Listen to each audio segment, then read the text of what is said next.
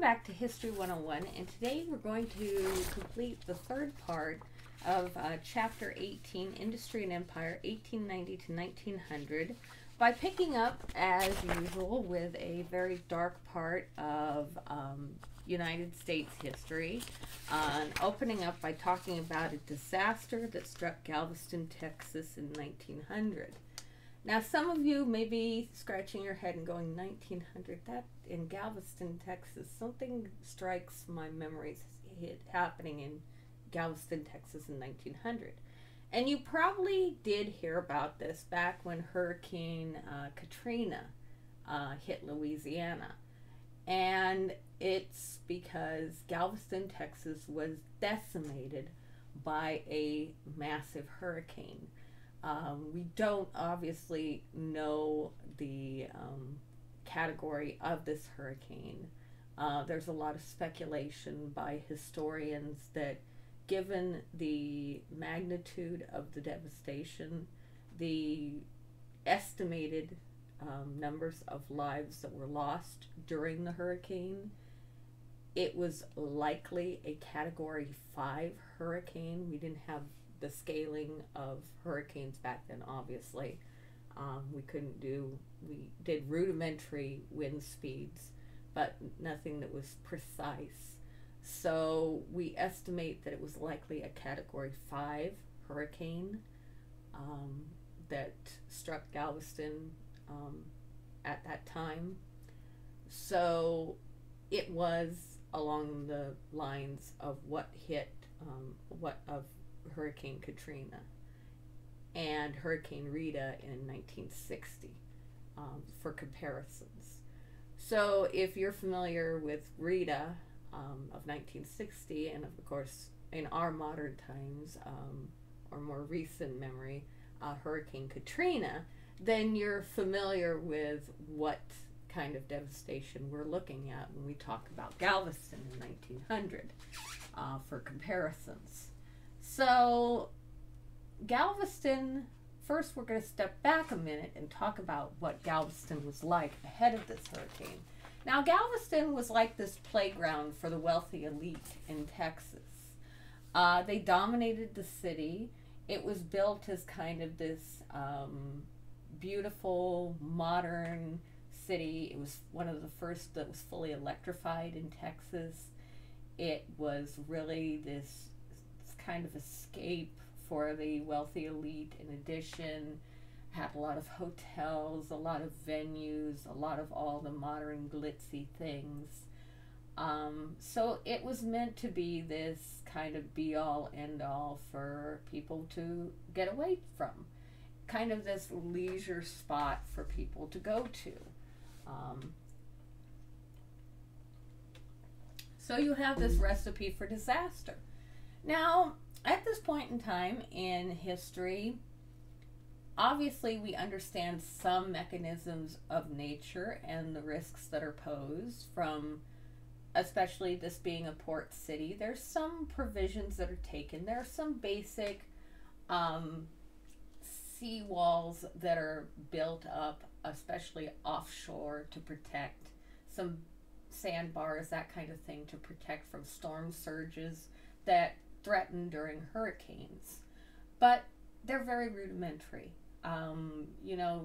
Hurricanes had been seen for centuries, and there were some risks understood about what could pose a threat to man from these storms. However, what is coming and what is going to hit Galveston with this storm is a super hurricane. This is a major storm. So you have this weekend coming in 1900. There are people flooding into the town, or the city, I should say. Wealthy elite, people coming to visit, to spend their weekend in Galveston. So the hotels are full, just typical, like a seaside resort town, like you think Laguna Beach, Malibu type situation going on in 1900. When this storm is starting to roll in. And we're talking mega hurricane. And of course, these people don't have Doppler. They don't have, you know, AccuWeather like we have nowadays that warn you something's coming. So they have no idea that this mega hurricane is coming. They have no way of going and getting a little text alert on their phones telling them evacuate. So, you know, maybe in fact, there is a gentleman who has some sense that something's up, because he's measuring things with the atmosphere that's telling him that a major storm's brewing offshore. And he's actually able to tell the mayor in Galveston, hey, you know, I think something's coming. I think there's a hurricane coming. And he's actually able to alert the mayor and say, you know, I think we should put a hurricane warning out, that we've got a hurricane coming. Of course, the mayor, you know, lets him raise the flag that we've got a hurricane coming. People are kind of like, oh, a hurricane. Yeah, we've been down this path before. It's probably just a minor little storm. They board up some of the windows, kind of let people know, yeah, don't go out on the beach. Maybe a little stormy, you know, some high wind, maybe some storm surge, you know. Be careful. Nobody has a clue of what's coming. This big mega storm that's coming, until it hits. And when it hits, it's catastrophic, because it's Hurricane Katrina catastrophic. The storm surge overwhelms them, because they encounter the things like the people in New Orleans encountered. Massive flooding, far inland.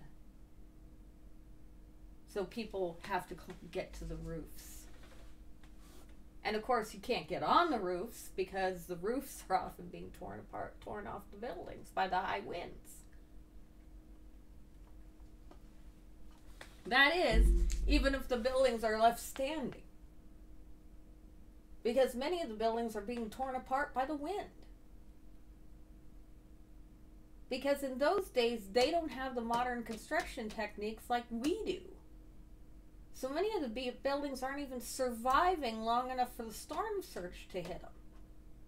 If they are, you're lucky. But many of the buildings are already being torn to splinters even before the storm surge hits them. People are being killed before they're being drowned.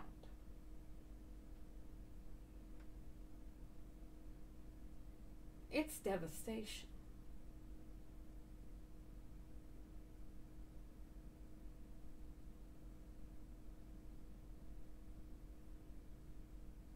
People that are lucky enough to survive are the ones that are in the sturdier buildings in town, the hotels, that are able to get to the higher floors ahead of the storm surge.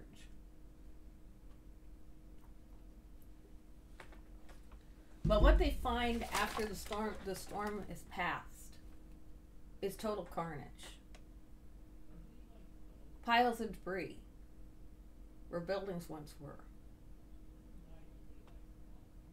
Strewn everywhere, broken, battered bodies. And worse still, for days after the storm, bodies washing up on the beaches. Decomposing bodies.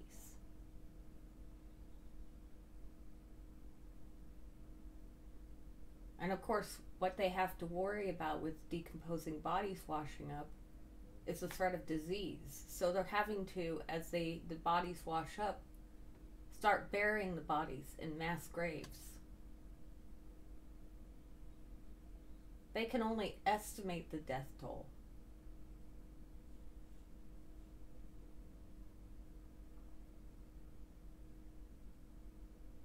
Because they can never really know how many people are killed. They can only estimate by the mass graves they have, obviously. Because You don't know how many people actually got swept way out to sea during the storm. Bodies that may have become victims of predatory fish. It's a horrible thought to consider, but we have to face the realities of these storms and this storm.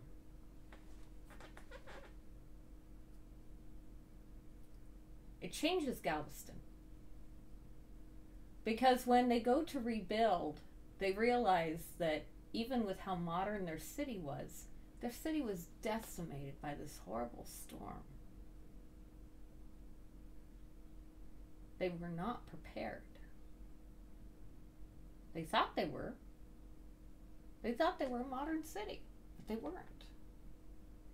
So when they rebuild, they take into consideration, very strong consideration, how to prepare for an epic storm again. They recognize that that has to be at the core of their rebuilding. It's preparing for the real possibility that another storm of that caliber could come along and decimate them.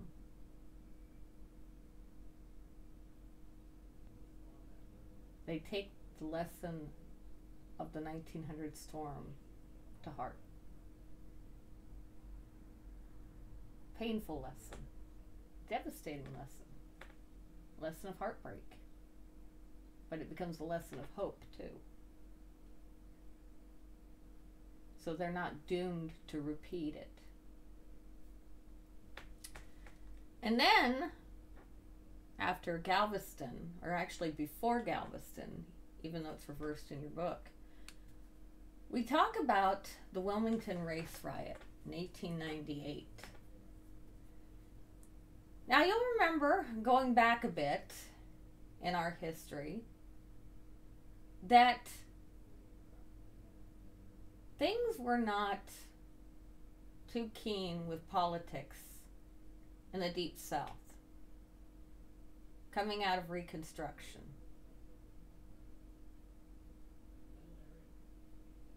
We had people called redeemers that wanted to redeem the South from, I hate to use this term because I think it's absolutely abominable, Negro rule.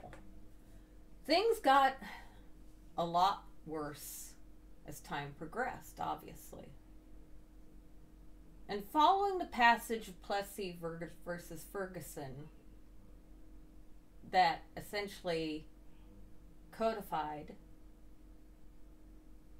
segregation, it kind of gave the green light for racism to be okay. People took this as an okay thing for hatred to run amok in the South. Race riots,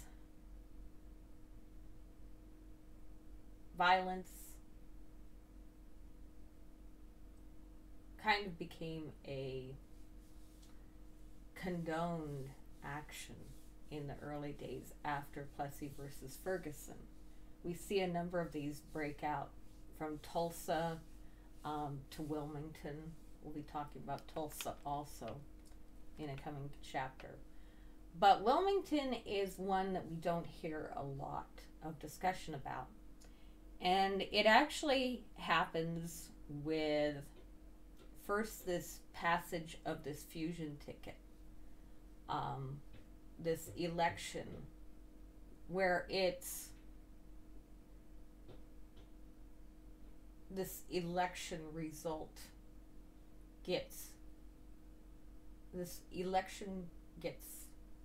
goes down in 1898. And once this powerful power play goes through in Wilmington, all heck breaks loose in Wilmington. Whites get into power and everything goes completely sideways, because the idea is that the Republicans and the populists get into power, and they want to make sure that those people, shall we say, again, I hate the term, the Negroes, stay where they need to stay. And vigilante justice begins to reign supreme in Wilmington. And to this end, we see a woman by the name of Rebecca Felton rise to prominence. And Miss Felton raises the standard that that white women especially need to be protected. Well, you know, their virtue needs to be protected. Those white Southern girls need to be protected. After all, there's a lot of black men running around on the countryside, and they're going to violate them white Southern girls' virtue. Because the one thing that is advocated by the Ku Klux Klan at this time is that with all the young African American men out there, all they want to do is go out and rape white women. Now, obviously, we know this is a racial stereotype. This is just propaganda. There's no truth behind this. But they use this. They use this as a mobilization technique to build up fervor, to build up hatred, to build up animosity, to fuel this vigilante justice movement. And this ultimately leads to a bloody, hate-filled riot, a massacre against the African American community in Wilmington.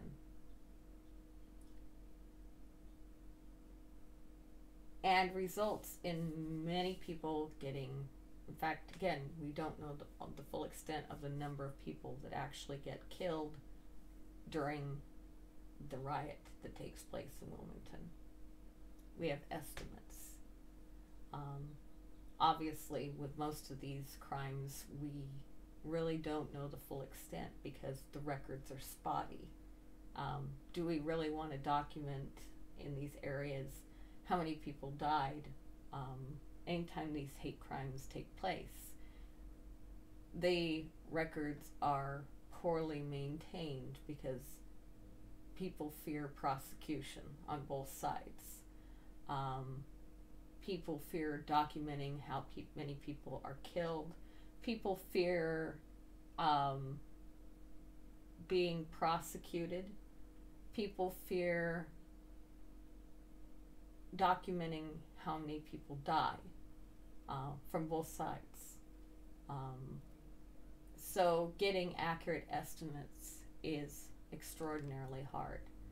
It's a silence that historians fight against, documenting these tragedies, because there's so much animosity, there's so much fear fighting against trying to get these tragic chapters accurately documented, because people are so afraid on both sides of talking. To ever get a fully accurate record will likely be very hard, if not impossible, because there's such fear, such just animosity around these events. So again, we have to try our best to get estimates. So anyway, now we're going to move on with American diplomacy that as it enters the modern world.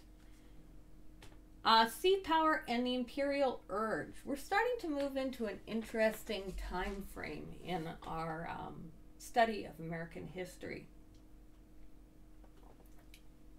And naval expansion and empire would solve overproduction is one of the arguments made for building an imperial empire, an empire for the United States. Colonies provided markets for goods, opportunities to project power. Is the argument that's advanced for building an empire for the United States. Now, we're going to get into this rather with questions, because empire building has a kind of a caveat. People are going to argue that this goes against the very core of our democratic mission.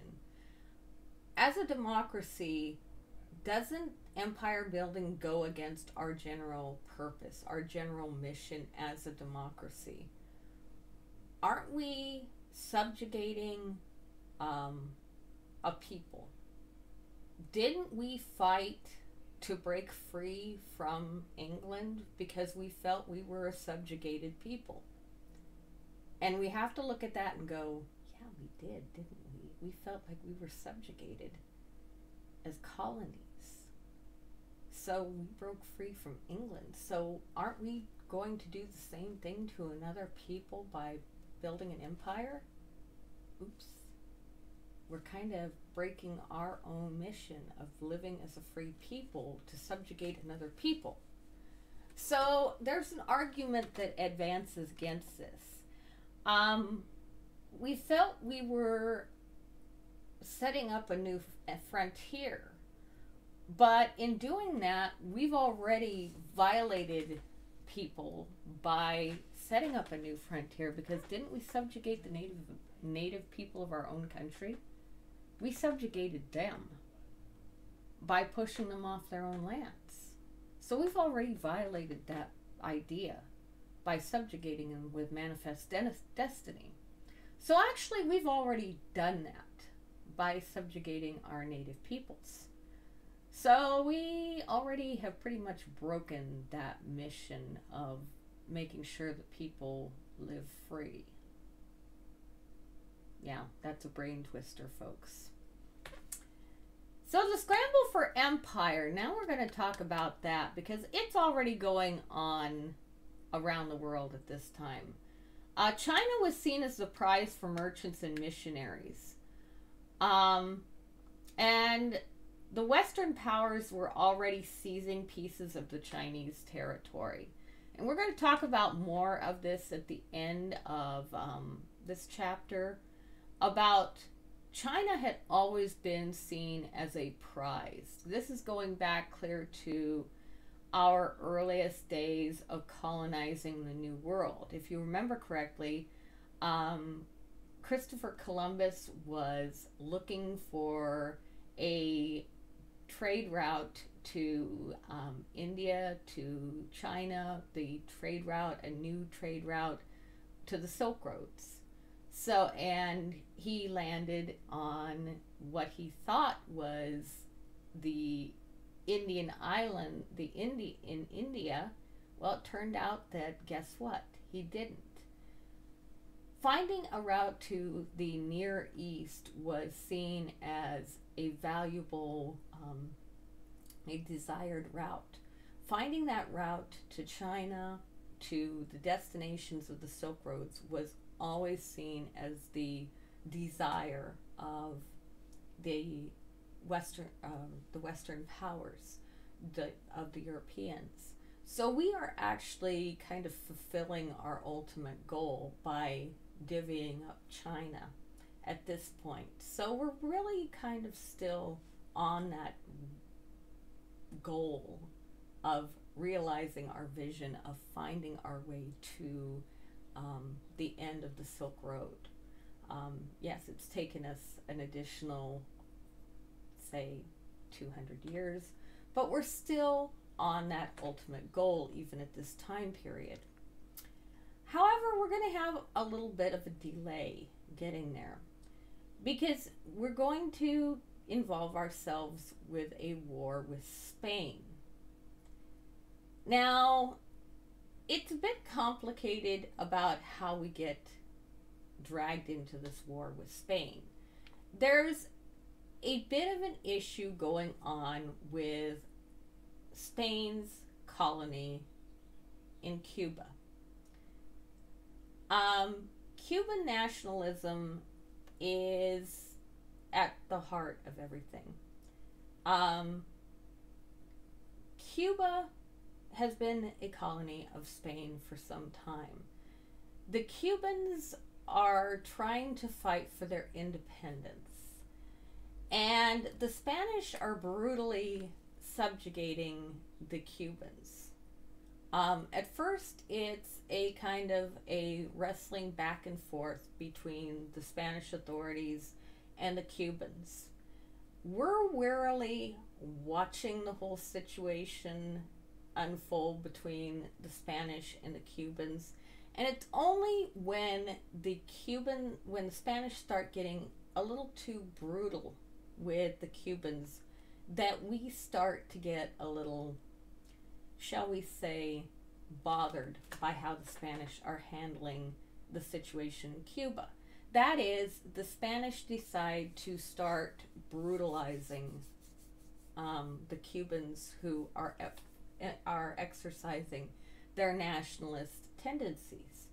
They start putting them into camps and treating them poorly. We decide to send some of our forces down there, and most noticeably the USS Maine in 1898. Well, it just so happens that there is a bit of an incident that takes place in Havana Harbor on February 15th, 1898. I know, you're thinking, wow, that's just a couple days away from now. It's February 13th right now. You're thinking, oh, well, what is this little incident? Well, it just so happens that on February 15th, 1898, there is a mysterious explosion on board the USS Maine. It's long held that the Spanish fire on our ship. We now know that there is no torpedo that's fired at the USS Maine, that a recent investigation into the wreckage of the USS Maine revealed that the USS Maine was actually exploded from the inside out. Somebody actually went on board the wreckage in Havana Harbor and explored the wreck and discovered that instead of the points of the explosion coming from the outside in, the rupture is actually from the inside out, which suggests that something blew up from the inside of the ship outward. It turned out that the Maine had a lot of munitions inside its hull, and the speculation is that something detonated from within the ship and blew out the hull from the inside out. It's likely it could have been a match, it could have been a spark, it could have been any number of things to cause it to explode from the inside out.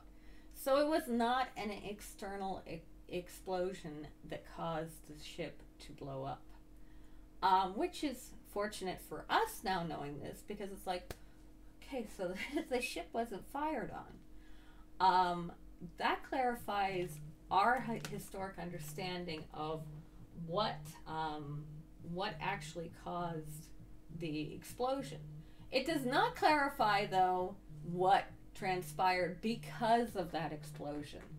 Because one William Randolph Hearst, who owned at the time the New York Times, actually began to publish in a series of dramatic newspaper articles the drumbeat that the Maine had been fired upon by the Spanish, and starts publishing these scathing claims that the Spanish were trying to instigate a war with the United States.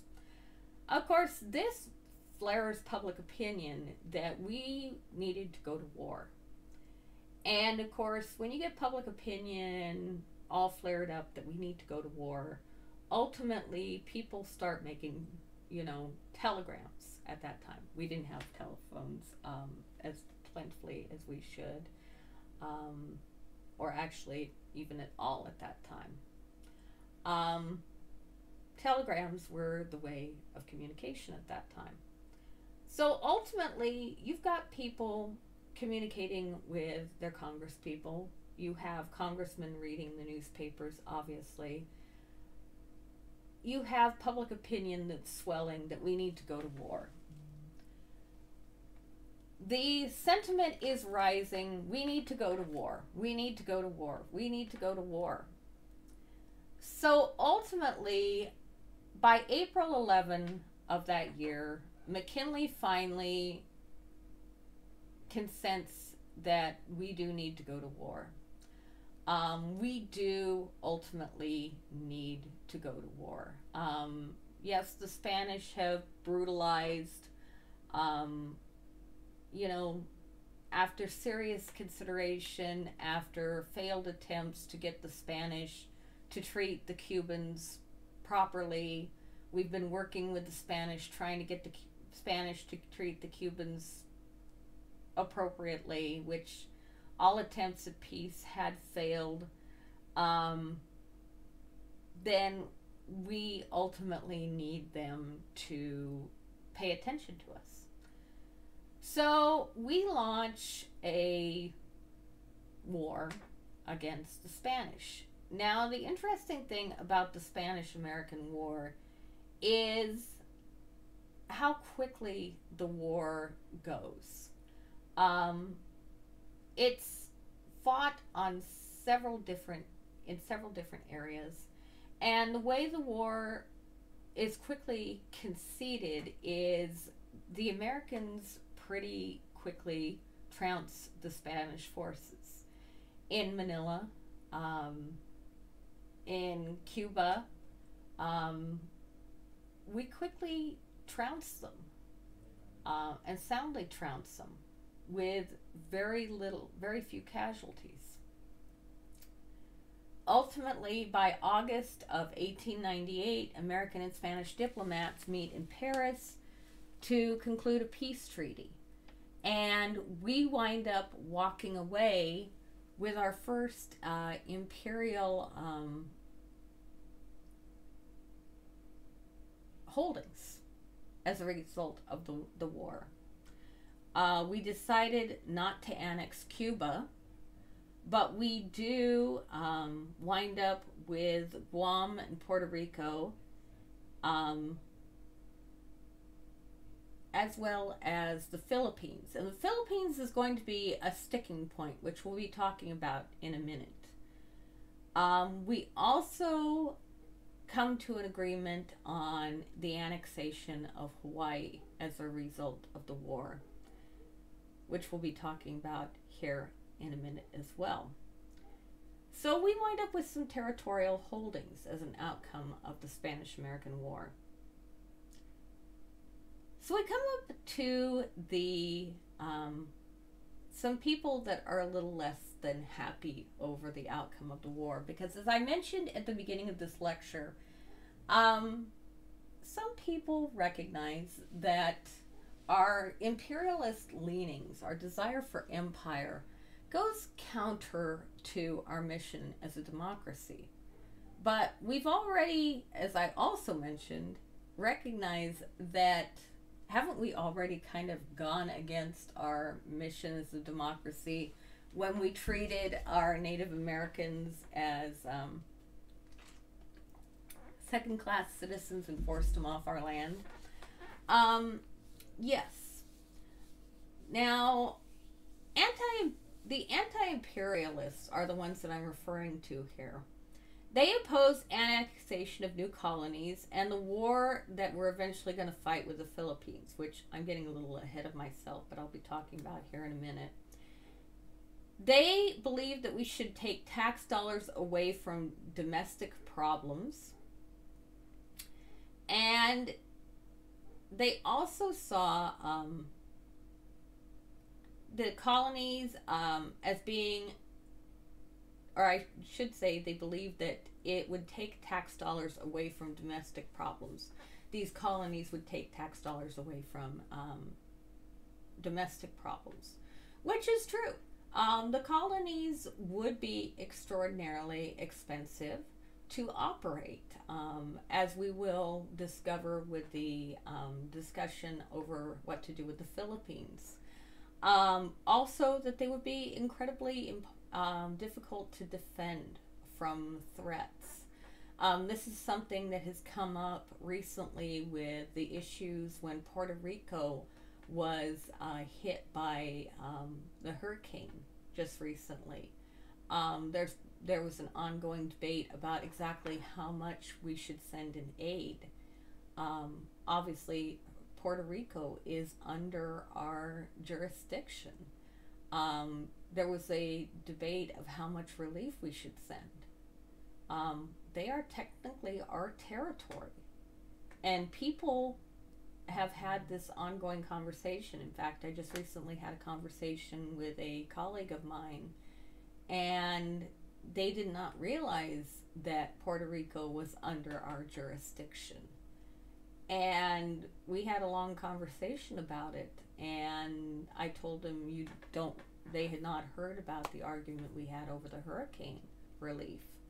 And I informed them about it, and we had a long conversation about it, and they said, whoa, I didn't think about that. And I said, yeah, it's something that really stirred up a lot of controversy, because you have to think about it's technically our territory. We have a responsibility to provide aid for the people of Puerto Rico because they're our territory.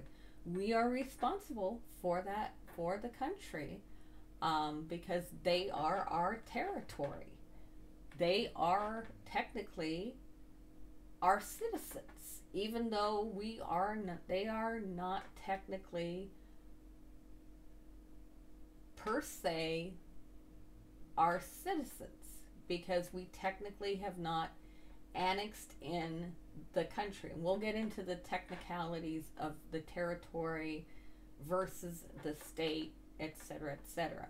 It's complicated with being a territory versus a state.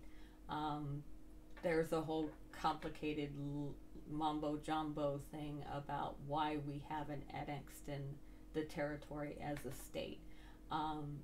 Yeah, our thing is so messed up and complicated, and the territory people technically are, and yet they're not in certain regards citizens of the United States, which is messed up because they can vote, but they're denied certain rights. Yeah, totally messed up, folks. Totally messed up. Yeah, we can do that. We can collect this from you, but you can't do this. Totally messed up. Anyway, this ultimately betrayed America's fundamental principles, which I did talk about.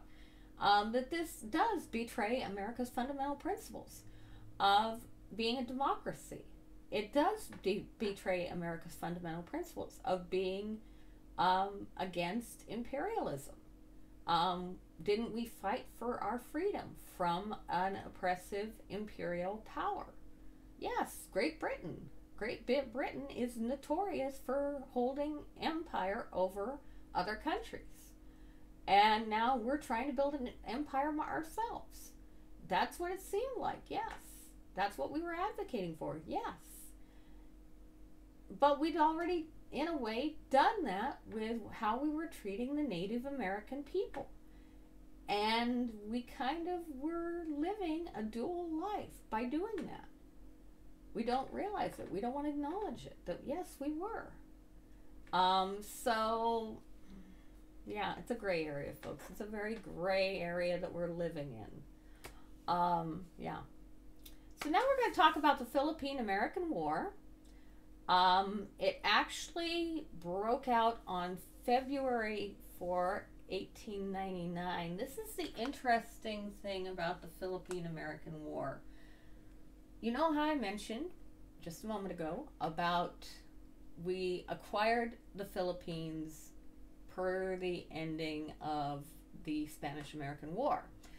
We actually had no right to claim the Philippines because the Philippines technically were independent. However, when Spain's signing the whole,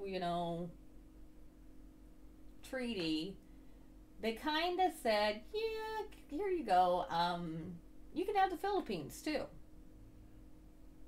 So they actually turned over a free country to us, claiming that they were actually a colony of Spain to us.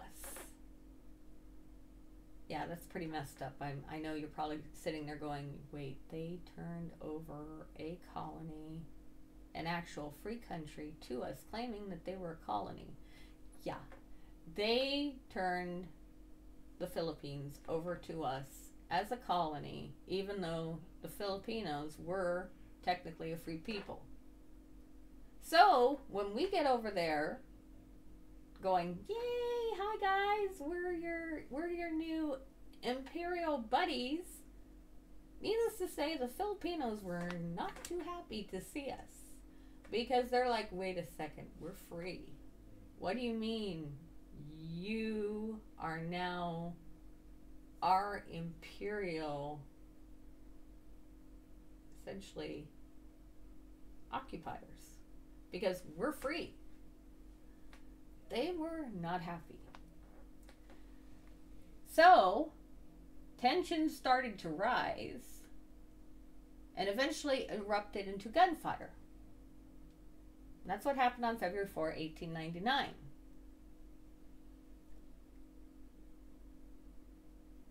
Because Filipinos had a long history of civilization, obviously, and resistance to colonialism, which is something else that the Spanish kind of left out, why they were probably very eager to get rid of the Philippines. And Emilio Aguinaldo is the leader of this movement. Now, they employ a guerrilla strategy in fighting. They're a little bit more difficult to work with than the Spanish.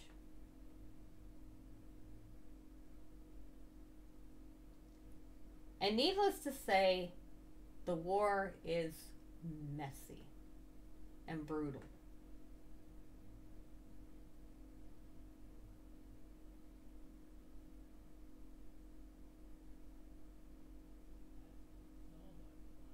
And we do some awful, horrible, hateful things to the Filipinos.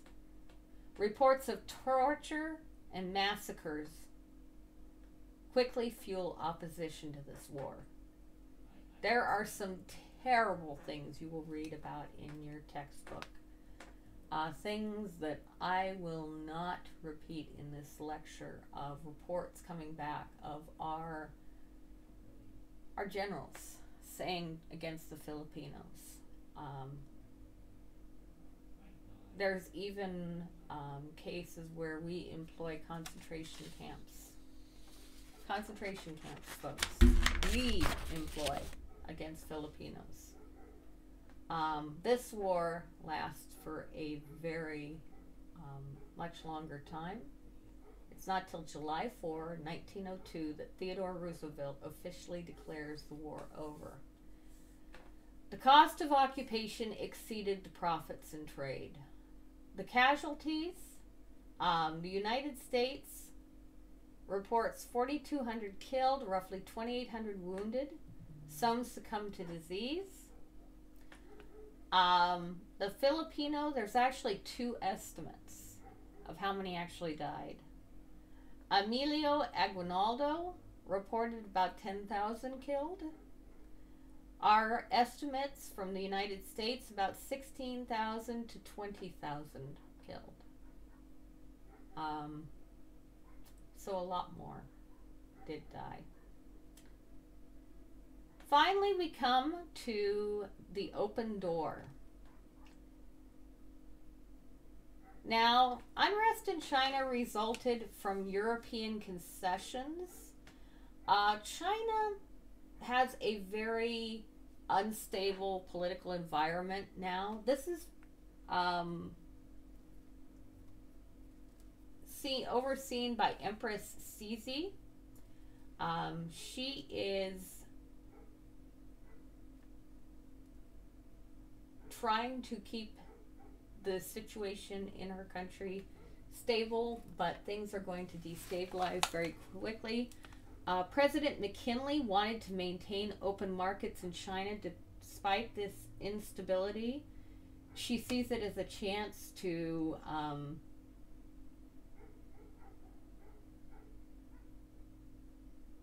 but she is hesitant to keep the doors open. And then on top of this, we have the Boxer Rebellion. The imperial powers wanted to maintain the status quo of keeping these open doors. They try to establish, send forces to help Empress Cixi stabilize the situation in her country, to keep her in power, to stabilize what's deteriorating in the country, and to also put in place the American policy of free trade and open markets, which ultimately does work to some degree. We do see that happening. So ultimately, I do want you to read thoroughly over the complicated situation with what happens with China, because it is very, very complicated situation with the open door, because the China situation mirrors many ways of what will happen with other political situations we will be getting ourselves into around the world. So with that, we have reached the end of this chapter, and we will be picking up with chapter 19. So with that, we will move on.